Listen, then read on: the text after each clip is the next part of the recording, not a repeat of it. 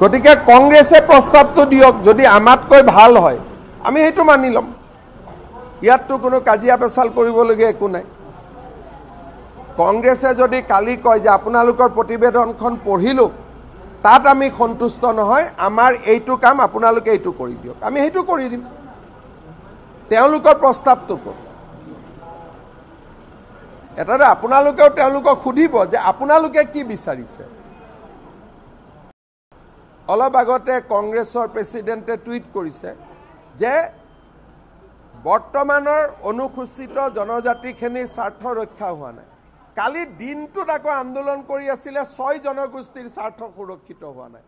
তাৰমানে তেওঁলোকৰ অৱস্থাটো মেকুৰী চব পাকঘৰে পাকঘৰে ঘূৰি ফুৰে, য'তেই মাছ দেখে তাতেই জঁপিয়াব খোজে। তেওঁলোকৰ এটা নিৰ্দিষ্ট ৰাস্তা নাই। কালি ৰাতিপুৱালৈকে 6 জনগোষ্ঠী হৈ আছিলে।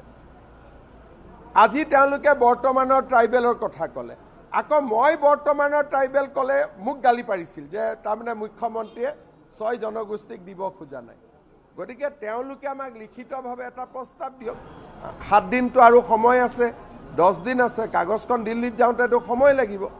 আমি 48 ঘণ্টা ৰখি দিম, তেওঁলোকে প্ৰস্তাৱ এটা আমাক দিয়ক।